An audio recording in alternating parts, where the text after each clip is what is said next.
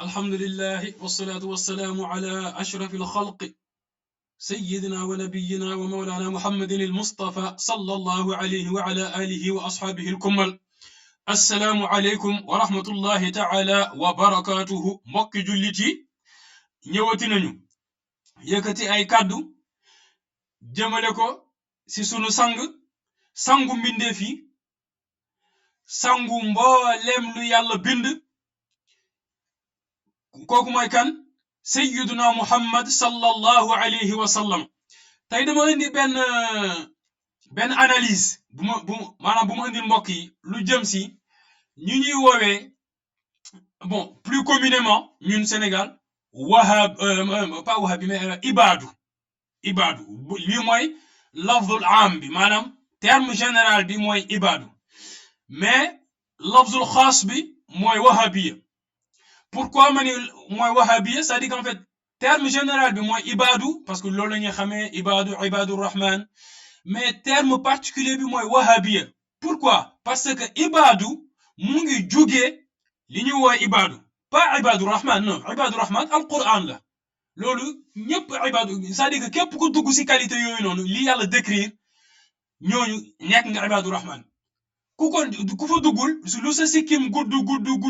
lu sa tubee gàtt ba nga bon voilà du tax nga nekk ibaadu rahman. pour nga dugg si biir maanaam taifat ibaadu rahman alladina yamshuna ala al ardi hawnan mu ne wa ida xaatabahum jahilun lan lañu wax qaalu salaama. yooyu noonu yàlla décrire ku fa dugg, ku comporté woo noonu da ngay dugg si ibaadu rahman. kon ibaadu rahman amul ay groupe nit yu ko yayoo. yàlla dafa ne si biir alquran ibaadu rahman maanaam jaamu yàlla mi nga xam ni moom mooy borom yërmande. mu jaamam yi ñan lañu? ñi nga xam ne ñoom bu ñuy dox si kaw suuf ñoom dañuy yankinaate, men daal ni ñu koy waxee si wolof, dañuy teey, dañuy dal, ay nit ñu humble lañu. te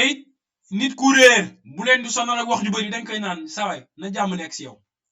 yaa ngi dégg? ñooñu comportement jàmm lañu amee, waaye nekkuñu rek nit ñoo topp, dañuy topp rek ay nit naan leen ñi ay lii lañu, seen gëm-gëm lii la, seen gëm-gëm lee la, pas-pas yi wérul, dañuy bidaa, dañuy shirk di tooñ. non, parce que nit ki à un moment donné da ngay gëm li nga gëm, nga bàyyi keneen gëm li mu gëm. mais nag ibaadu mu ngi jóge si li ñu woowee wahabiya. Pour résumer très rapidement, et c'est un résumé très succinct, bu affaire bu gaaw la.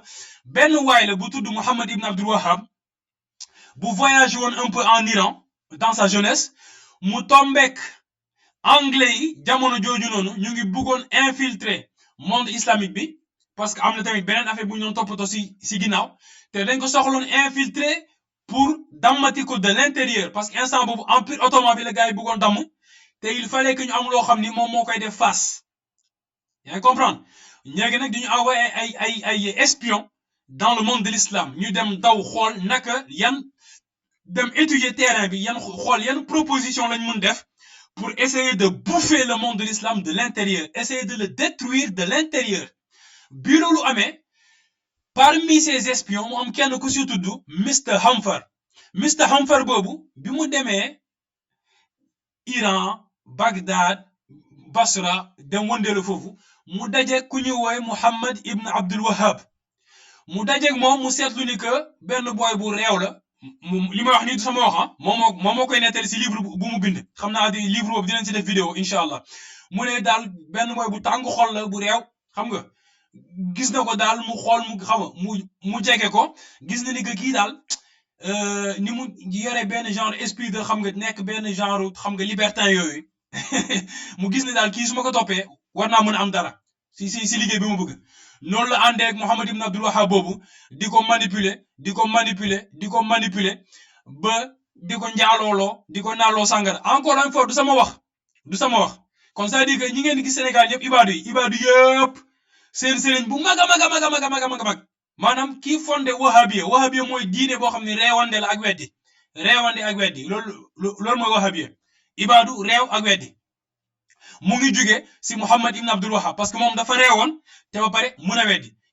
xoolal ma jox leen ñaar ba ñetti exemple si ay weddi yi mu doon weddi. dafa doon wax ni que Sahihul Bukhari, moitié Sahihul Bukhari wérul, baaxul. dafa doon wax ni que imam Abu Hanifa xamul dara, rawu ko moom moo ko doon wax de maadallahi waxam la dafa doon wax ni que ñoom saxaaba yi ñoom Seydina Aboubacar ñoom Seydina Omar rawuñu ko yaa ngi dégg tubaab bi nax ko ba defloo ko zawajul mutaa mooy lan lii chiite yi de xam nga chiite yi dañuy ñëw def contrat ak jigéen sëy ak jigéen par exemple ñu bon dama lay sëy xam nga ñu xewlu pendant une semaine après moom mooy loolu ku nekk dem sa yoon loolu genre sëy boobu mooy mariage temporaire chiite yi ñoo koy def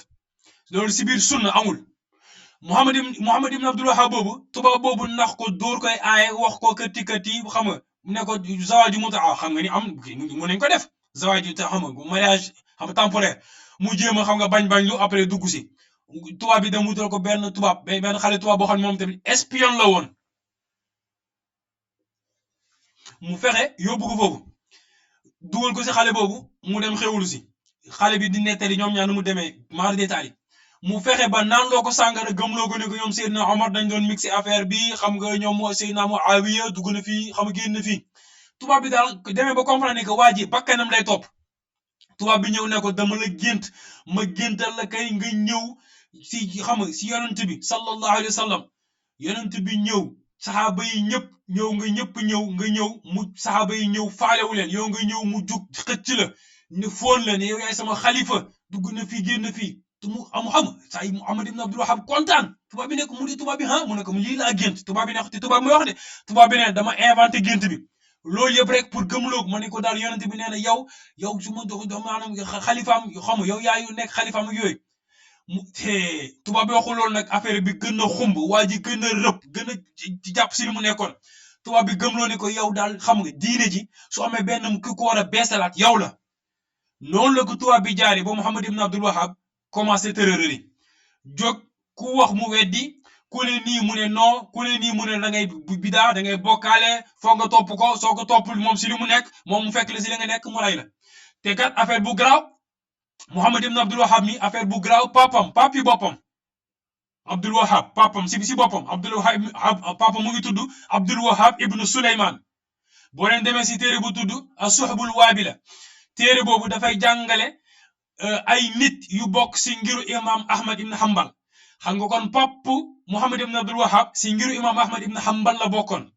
si biir boobu nag borom téere boobu mu bi mu indee tarjuma papam ak frère am bu tudd Suleyman mu expliqué ne que moom Muhammad ibn Abdul Wahhab dafa bëggoon raylu frère am bu tudd Suleyman parce que frère am dafa bind benn téere pour dal wahabiya depuis bu mu commencé parce que mu ngi tuddee téere bi as-sawaa'iqul ilahiyya fi raddi ala al-wahabiyya tonnerre mu ne ay tonnerre divin ay tonnerre yu jóge fa yàlla yoo xam ne dafa ñëw pour caw wahabiya frère bi mer ba bu ko raylu un jour moom frère am Souleymane mu ngi nekkoon si biir jàkk ji di julli wala toog foofu en tout cas di jaamu yàlla Muhammad ibn Abdul Wahhab yabal benn dof koo xam ne kooku dof la yaa ngi comprendre kooku dof la àndul ak xelam dof boobu dafa dangereux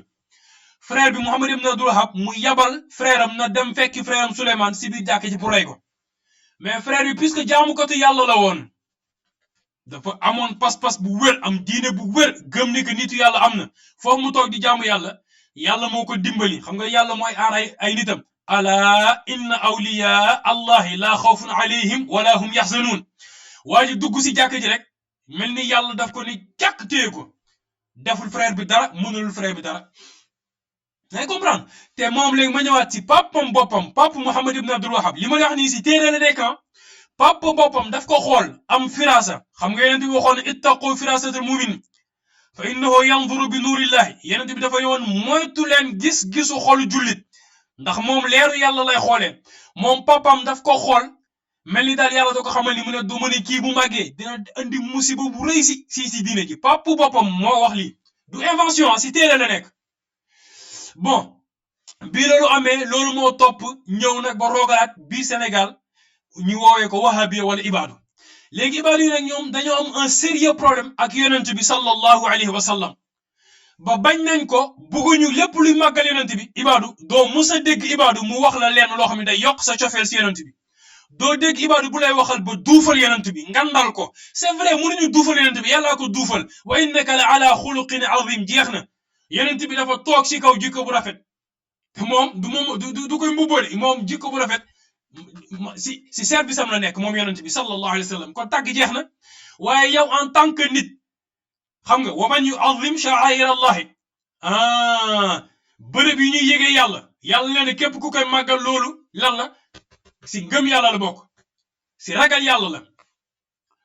kon képp ku ko dul màggalit si ñeme yàlla la yenent bi moom mooy bërëbu yégukaay yàlla bi gën a mag kon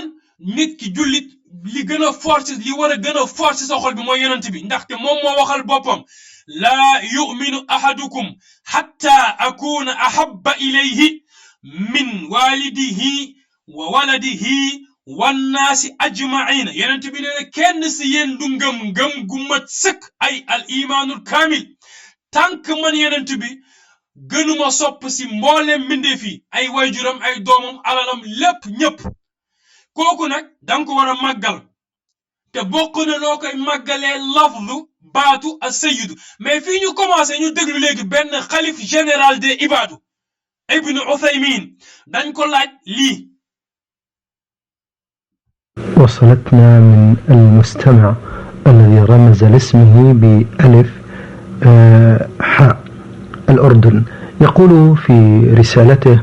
هل محمد صلى الله عليه وسلم أفضل الخلق قاطبة أم أفضل البشر فقط وما الدليل على ذلك؟ kon donc fii Ibnu Uthaymin waa ji nee na ko dafa am benn waay boo xam ne moom dafa junjee turam alif ak xaa ramaza ismuhu bi alif wa xaa mu ne dafay laajte hal Muhammad est-ce que yonent bi sallallahu alayhi wa sallam moom mooy afdalul xalq qaatibatan est-ce que moom mooy gën gi mindeef yëpp buñ dajalee mu ne ko est-ce que yonent bi mooy gën gi mindeef wala moom afdalul bashar faqat mu ne wala est-ce que moom moo rek gën si nit ñi si maanaam si doomu aadama yi jeex na mu ne muy posé Ibnu Uthaymin question mu ne ko lan moo si dalil ñu déglu Ibnu Uthaymin الجواب الذي أعلمه من ذلك mu ne aljawaab alladi a'lamuhu min dhalik mu ne laaj mu ne tontu bi ma si xam man moom Uthaymin mu ne tontu bi ma si xam أنه صلى الله عليه وسلم سيد ولد آدم mu ne moom Uthaymin tontu bi mu si xam mooy lan mu ne moom sallallahu alayhi wa sallam moom mooy sayyidu sangu waladi Adam sangu doomu aadama yi parce que loolu effectivement xadis bu peng la yonent bi nee na ana man yonent bi sayyidu man maay sangu waladi Adama doomu aadama yëpp sallallahu alayhi wa sallam كما ثبت ذلك عنه mu ne moom loolu la si xam comme loolu mu saxee effectivement xadis bu wér peng la kon loolu sax na jóge si yonent bi moom mooy sangu doomu aadama yi وأما أنه أفضل الخلق على الإطلاق فلا يحضرني الآن دليل في ذلك mu ne nag quant au fait que est-ce que moom mooy afdalul xalq qaatibatan est-ce que moom mooy gën gi mindeef yëpp bu ñu boole est-ce que yonent bi mooy gën gi mindeef Ibnu Uthaymin nee na moom fii mu toog nii di wax amu si dalil kon c'est-à-dire que depuis bi mu commencé jàng diine ba fii mu toog di wax ni amu si dalil amul dalil ndax yonent bi moom mooy gën gi mindeef wala nekkul gën gi mindeef léegi ñu dem déglu pap Ibnu Uthaymin baayu Ibnu Uthaymin xutbu ibaadu yi seen xutbu ibaadu yi noonu laa ko tuddee yàlla si yàlla baal waaye seen sëriñ bu mag seen pôle nga xam ne seen lépp autour du kooku la jóge seen lépp mu ngi sosoo si kooku seen biir seen biti seen gëm-gëm seen pas-pas seen diine lépp lu ibaadu yi jàng mu ngi jóge si nit kii mooy kan Cheikh Ibn Taymiya ñu déglu Ibn Taymiya moom lan la wax si lii kon donc fii dañuy dugg si benn téere bu Ibn Taymiya bu tudd iqtidaa'u siraatil mustaqim Ibn Taymiya nee na téere bi moom da ko bind xam nga pour lan wax la yow nooy tegoo si siraatil mustaqim est-ce que yaa ngi dégg wax ji Ibn Taymiya nee na daf lay jàngal yow jullit bi naka ngay tegoo si siraatil mustaqim gis nga Ibn Taymiya moom moo bind téere bi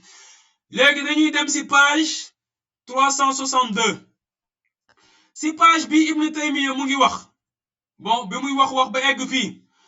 mu ne wa ida kaana al abdu yarju shafian min al maxluqin mu ne fii su fekkee jaam bi moom dafa am ku muy yaakaar pour mu ramb ko si mbindeef yi mu ne kooku moom du taam maanaam kooku moom du taamu kooku maanaam nit ki mu yaakaar munul tànn nekkal ko rombukat wala bu ko tànnoo nit du si am ndigal wala bu ko defoo nit kenn du ko nangul bon li Ibn Taymiya loolu lay wax li waxam la parce que fàtte ni que moom fàtte na ni yàlla wax na si alquran wa man dha alladi yashfau indahu illa bi idnihi kon ndekete yushfau kay am na ñoo xam ne dañuy jaamu dinañ ramb waaye si ndigal yàlla man dha alladi yashfau indahu illa bi idnihi bon du fi moom intéressé li ma intéressé woon mooy li Ibn Taymiya wax après Ibn Taymiya nee na wa afdalul xalqi nee na wa afdalul xalqi ngën gi mindeef waxul bachar de waxul insaan dafa ni wa afdalul xalqi ngën gi mindeef 2 points mooy kan Muhammad sallallahu alayhi wa sallam nee na ngën gi mindeef mooy yonent yàlla Muhammad mais jeexul xoola mu teg mais mu jox la buuña mu ne thumma topp Ibrahim mu ne kon ngën gi mindeef point numéro 1 mooy yonent yàlla Muhammad mu ne ki si topp mooy yonent yàlla Ibrahima alayhima assalaam sallallahu alayhima wa sallam mais bon lii Ibn Taymiya moo ko wax mais bon mun nañ ma wax bon Ibn Taymiya bon dafa joxe avis moo xam gis-gisam la joxe d'accord xam ngeen ni que xam-xam dëgg fu muy génnee alquranul karim ñu dem seeti alquran lan la wax fii léegi dañuy dugg si benn tafsir benn taalibe Ibn Taymiya bu tudd Ibn Kathir lii tafsiram la gis ngeen tafsirul quranil azim lil xaafiz kan abil fidaai Ismail ibn Omar Ibn Kathir kon lii téere Ibn Kathir la allez ñu dem si page 457 ci suratul Bayyina ci biir suratu Bayyina yaakaar naa voilà nit ñi xam nañ ko en tout cas boog ñi may waxal yàlla nee na subhanahu wa taala inna alladhina amanu astaghfirullah yàlla ne inna alladhina kafaru min ahli alkitabi wal mushrikina fi naari jahannam khalidina fiha ulaika hum sharrul bariyya yàlla nee na ñi nga xam ni danoo weddi te bokk si ahlul kitab mu ne wal mushrikiina ak bokkaalekat yi fii naari jahannama ñoom ñu ngi si biir safara xaalidiina fiiha dañ fay sax dakk mu ne ulaa'ika ñooñu noonu hum ñoom dong ñoom ñooy ñan charrul bariyati ñoom ñooy yées ci mbindeef yi charrul bariya ñoom ñoo yées ci mbindeef yi Ibn Kathir nag di la expliquer aaya bi lu muy firi mu ne fii yàlla daf ñuy xamal saay-saay yi ñi nga xam ni danoo weddi maanaam saay-saay yi bokk si ahlul kitab ak bokkaalekat yi nga xam ne ñoom danoo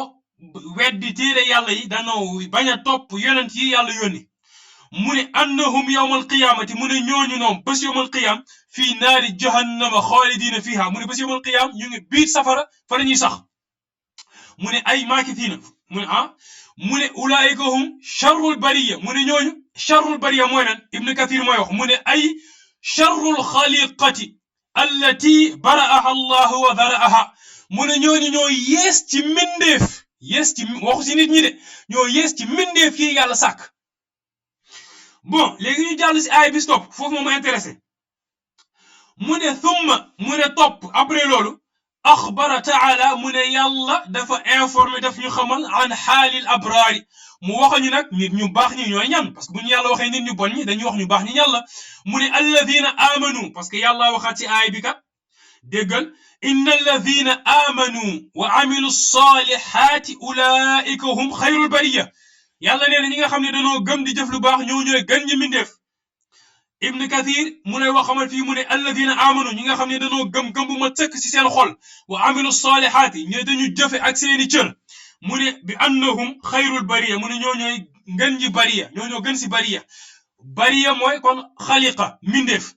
mu ne wa qad istadalla bi hadihi al aya abu hurayra wa taifatu min al ulama ala tafdil al muminina min al bariyati ala al malaikati mu ne aaya bi si la abu hurayra ak ay borom xam-xam sukkandiku pour wax ni ndekete ma jullit ñi si doomu aadama yi ñoo gën malaaka yi donc léegi su fekkee jullit ñi gëm yàlla ñoom ñoo gën malaaka yi kon finalement malaaka yi jullit ñi ñoom ñoo gën ñi mbindeef yi xayrul bariya mais léegi damay poser question si biir jullit ñi kan moo si gën wala boog si biir doomu aadama yi kan moo si gën pour affaire bi gën a large si biir doomu aadama yi yonent bi nee na ana sayyidu walad aadama moom mooy sangu doomu aadama yi moom moo gën si doomu aadama yi yonent bi la kon leer na ni yonent bi moom mooy gën gi mbindeef bon léegi ñu dégluwaat Ibnu Uthaymin mu waxaat ñu beneen affaire. لما قالوا كيف نصلي عليك ماذا قال؟ قال يقول اللهم صل على محمد. قول القائل اللهم صل على سيدنا محمد لا يصح. Ibnu Uthaymin moom mooy waxaat ni ba tey kii xalif général des ibaadu la nee na wax bi ñuy wax naan allahumma salli ala sayyidina Muhammad nee na loolu laa yasixu nee na wax jooju wérul kenn wax loolu fii lii la wax si vidéo bi léegi mun nañ ko xool moom si boppam lu mu waxaat si téeréem sharha Bukhari mu wax mu ne wa amma qawlul qaa'il mu ne wax ji aji wax ji di wax allahumma salli ala sayyidina Muhammadin mu ngi naan allahumma salli ala sayyidina Muhammadin mu ne falaa yasixu mu ne wax ji wérul wala yastaqimu nekkul lu jub wala yambagi warul kenn war ko wax mu ne bal huwa ila al bid'ati aqrabu minhu ila sunnati mu ne wax ji bid'a la gën a jege ko sunna mu ne wa huwa istidrakun ala nabi sallallahu alayhi wa sallam mu ne wax ji daa mel ni yow da ngay jéem a dabaatal lenn si xam-xamu yonent bi wax dara yow nga ñëw di waxaat leneen mel ni kuy jéem a dabaatal wala kuy jéem a corriger yonent bi mu ne wa ala sahabati mel ni kuy jéem a corriger saxaaba yi mu ne fa innahum lamma qaalu mu ne biñ ko waxee moom yonent bi sallallahu alayhi wa sallam kayfa nusalli alayka naka la ñuy jullee si yow yonent bi mu ne qaala yonent bi tontu leen qaalu allahumma salli ala muhammadin mu ne yonent bi daf leen tontu ngeen wax allahumma salli ala muhammadin way li koy dëgg la yonent bi moo ko wax kon wax ji jeex na normalement fii leer na yonent bi moo ni qaalu allahumma salli ala muhammadin mais sauf que fii man dama bëgg a indi benn précision si xam nga jullit sa diine yëpp nekkul rek imtithal kase maanaam topp digle yi rek aveuglement non jullit bu gëm yàlla dafa am lu ñuy xaar si yow lan la ñuy xaar si yow ma poser benn question damay lancer benn question képp ku mun a woowee nit docteur Ahmed Lo wala Cheikh Ahmed Lo wala Cheikh xawma kan ak kan Khalil Lo wala Cheikh Uthaymin Cheikh Ibn Baz Cheikh Fawzan mais léegi ma poser question est-ce que si biir sunna am na foo leen dégg fu yonent bi woowee diw Cheikh Abou Bakar wala Cheikh Omar wala Cheikh Ibn Omar wala Cheikh Abdullah Ibn Abbas wala Cheikh Abdurrahman Ibn Awf wala Cheikh Seydina Bilal wala Cheikh keneen ak keneen est-ce que am na foo leen ko dégg si ñi leen topp sëriñ yi nga xam ne ñoo andi ngiri par exemple est-ce que am na foo leen dégg ñu ne nit Cheikh Malik Ibn Anas wala Cheikh Shafi'i wala Cheikh Abu Hanifa wala Cheikh Ahmad Ibn Hanbal est-ce que am na foo leen ko dégg loolu fu mu jógee si sunna amul si sunna baatu Cheikh yonent bi woowee ko benn saxaaba yi si seen biir musuñu woowante Cheikh taabi'iin yi si seen biir fa la ñu woowante Cheikh léegi ma waxaat beneen affaire kaddu gii ñuy wax bu ñu tuddee yonent bi nga dégg ñu ne sallallahu alayhi wa sallam est-ce que yonent bi ko gaa yi laajee kayfa nusalli alayka daf leen ni qulu sallallahu alayhi wa sallam est-ce que yonent bi moo wax loolu kon lii fan la nekk si sunna fan la yonent bi jàngalee bu ñu julli si moom wala bu ñu ko tuddee nañu wax sallallahu alayhi wa sallam yàlla dafa ni nañu julli si moom te ma def beneen remarque bi yàlla waxee aqimu salaata julli leen yonent bi dafa ñëw ne gaa yi sallu kama raaytumuni usalli julli leen ni ngeen may gisee may julli waaye bi yàlla waxee sallu alayhi yonent bi ñëwul ne leen sallu kama tasma'uni usalli waxul julli leen comme ni ngeen may déggee may julli yonent bi ñëwul pour jàngal leen ni ñu julli si moom dafa toog xaar ba gaa yi ñëw laaj ko mu tontu leen kon li ndekete fatwa la yonent bi dafa def fatwa dañ ko poser question naka la ñuy jullee si yow mu ne leen allahumma salli ala muhammadin voilà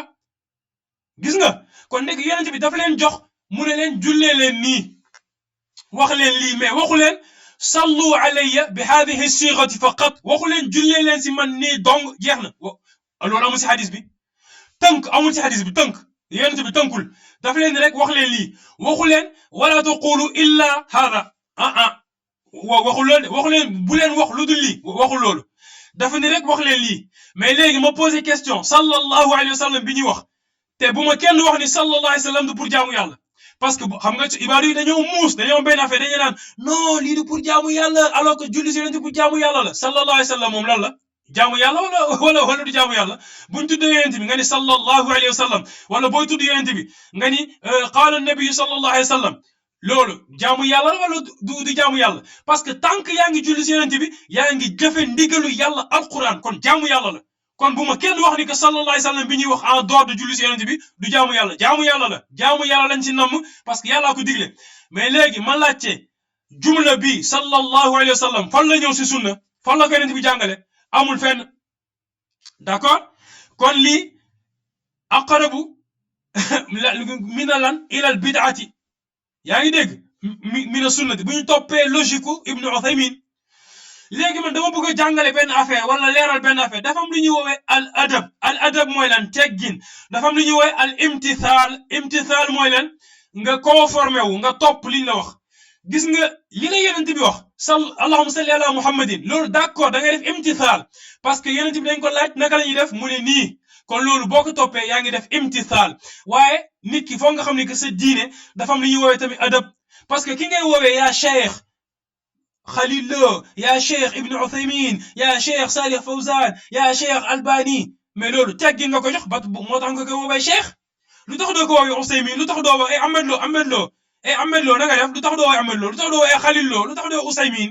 ngay teg baatu cheikh pour màggal ko ngay teg baatu cheikh pour honorer ko ngay teg baatu cheikh pour jox ko gëdd pour jox ko valeur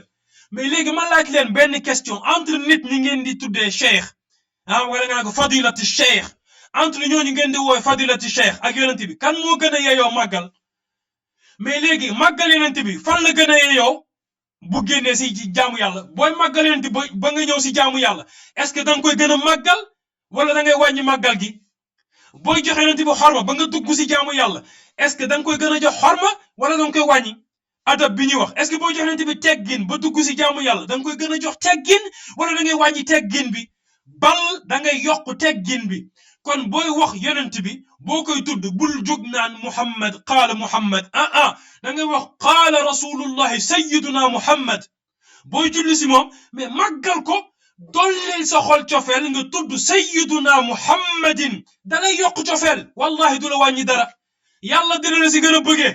parce que yàlla day xam ne yow respecté nga yonent bi jox nga ko gëdd màggal nga ko mais ma xamal la benn affaire soo mu nee màggal ku dul yonent bi di ko jox ay baatu fadilati cheikh di ko jox baatu xafidakumullah wala xaw ma lan te yonent bi attanoo duufal ko si sa xol ba sa xol bi yëg ni yaa ngi koy kontaan wala ba ku lay dégg xam ni kii kat mu ngi jox yonent bi gëdd yow nekk goo jullit bu mat sëkk al imanul kaamil amagoo ko de mun nga nag déglu ustaas bu la neex si adduna bi mu ne la lii bidaa la lii shirk la mun na la wax lu la neex waaye am na réalité boo xam ne c'est un fait du dañ mukk daay man abadan yonent bi moom mooy gën gi mindeef boo koy tudd war na am xorma boo koy jox te yonent bi buñ ko laajee nekk lañ jullee si yow mais yonent bi mais ku wàccee boppam la du la naan xuulu allahumma salli ala sayyidina Muhammad non mais loolu moom dafa humble c'est quelqu'un de humble dafa am humilité kon du leen wax leen allahumma salli ala sayyidina da leen di wax rek xuulu allahumma salli ala Muhammadin parce que tamit nit ku humble noonu ngay waxee xam nga parce que déjà julli si moom tàgg ko la xam nga du dolli tàgg si tàgg bi ko yàlla tàgg yàlla déjà tàgg na ko neen inna allaha wa malaikatahu yusalluna alayhi yusalluna ala nabi kon déjà moom yàlla moom ñu ngi koy ñëw naan yonent bi naka lañ lay tàggee est-ce que yéen a ngi bàyyi xel question bi day ñëw ne ko yonent bi nan lañ lay tàggee mais du leen jox moom du yokk si tàgg bi tàgg parce que sayyidina tàgg la yaa koy dolli tàgg kon moom du ñëw wax leen di duufal tàgg gi da leen di wax rek lu normal ñoom nag ñooy dem ak seen yëg-yëg ak seen ëdëb ak seen cofeel ñu xool na lañ koy woowee puisque sunu sang la te pourtant indiqué la ni que mu ngi lay indiqué feneen de mu ne la ana sayyidu waladi aadama man maay sangu doomu aadama yi sallallahu alayhi wa sallam kon boo koy tudd war nga mën wax sayyiduna Muhammad boo ko waxee yaa ngi confirmé waxam wa moom wala yantiqu anil hawa moom moo wax ni ana sayyidu waladi aadama kon yow boo ko tuddee boo ko woowee sayyiduna Muhammad juumoo defoo lu bon au contraire yaa ngi jëfe waxam yaa ngi dëggal waxam moom moo ni ana sayyidu waladi aadama wala faxra nee na loolu du puukare parce que am na lu romb loolu moom mooy gën ngi mbindeef sallallahu alayhi wa sallam lii daal mooy li ma bëggoon a indi te nag ma wax leen benn affaire bu garaaw si adab maanaam teggin bi ma lay wax ñu déglu Ibnu Usaymin lu mu ñu wax si teggin Ibnu Usaymin daf ñu jàngal benn affaire bu yéeme bu garaaw a garaaw a garaaw si sharh Bukhari bi mu ne wa hadihi mas'alatun mufida mu ne lii benn masala bu important la mu ne fa qad xalaqa allahu alaalamina kullahum mu ne yàlla moo bind mboolem mbindee fi dëgg la kay Usaymin mu ne wa yadxulu fihim kullu shay mu ne fii rek si biir mbindee fi yàlla bind lépp dafay dugg waaye déglul Usaymin nag déglul Usaymin mu ne la at-tayyibu ku baax dina fa dugg lu baax dina fa dugg wal xabiisu ku bon wala lu bon dina fa dugg d'accord mu ne laakin waaye nag attention laakin laa yaliqu adaban mu ne yellul ngir teggin mu ne yellul ngir teggin an aqula may wax ni inna allaha xalaqa al kalba mu ne teggin may wax naan yàlla bind xaj bi xaj parce que moom nee na puisque nee na xaj la kon yow du teggin nga ni yàlla bind xaj bi et lii du sama wax de moom moo ko bind moom moo ko wax lii mooy gëm-gëmam dëgg gis nga Usaymin sëriñu xalif général ibaadu yi lii mooy pas-pasam ni que amoo droit yellul ngay naan yàlla bind xaj bi mu ne parce que xaj moom xaj la te moom dafa fàtte ne yenent bi moo jàngale woon fii kulli dhi kabidin ajr yenent bi moo waxoon ni képp ku am res rek dees na see am yool aw yenent bi jàngalewul si xadis bu wér peng benn ndaw bu ñëwoon si benn teen koo xam ne ndaw soos moom daanaka sax ay jikkoom baaxul ay affaire yu bon rek la doon def waaye mu ñëw si teen bi naan ndox tourné gis benn xaj bu mar ba làmmiñ bi di lang mu ne ndeysaan xaj bi li ko dal si mar moo ma dal ndeysaan mu jël dàll ba rootal xaj bi naan yenent bi nee na sallallahu alayhi wa sallam si la ko yàlla jéggalee dugal ko ajjana kon ndekete xaj dugal na nit ajjana mais Ibnu Uthaymin nee na bul wax ni que du teggin nga ne yàlla bind xaj bi mais est-ce que lii du weddi yàlla sax parce que yow ngay naan ndax ngay jéem a topp teggin bay jéem a bañ a tudd dara lu yàlla bind te yàlla bind xaj yow nga ni noo yellul ngay naan yàlla bind xaj bi ndax teggin adaban la wax adaban su fekkee yow da ngay jéem a gëm-gëm lu yàlla bay naan yàlla bindul xaj bi ndax teggin léegi ma laaj la benn affaire jéem a gëm-gëmlu loo xam ne yàlla santu la ko yàlla waxu la pour jox ma teggin nga ne binduma xaj bi wala yàlla jàngalewul fenn jox leen ma teggin ba ne binduma dara binduma léegi lii xam nga loolu yàlla waxu ko mais léegi loo xam ne yow yaa ko fental sa bopp ndax ngay jaay teggin mais loolu ak lu la yàlla sant fan moo gën a jara jaay teggin est-ce que question bi yaa na wala déet loo xam ne nit moo ko xalaatal boppam pour jéem a jox yàlla gëdd ndax teggin mu ne ndax teggin muy dem ba déraper ne du yàllul ngay naan yàlla bind xaj bi loo xam ne moom moo ko xalaatal boppam entre loo xalaatal sa bopp ak lu la yàlla sant fan moo gën a jara joxe teggin aha kay fii la yàlla sant kon julli si yonent bi moo gën a jara joxe teggin te wax baatu sayyiduna dafa bokk si teggin yi ñuy jox yonent bi sallallahu alayhi wa sallam assalaamu aleykum wa rahmatullahi taala wa barakatuhu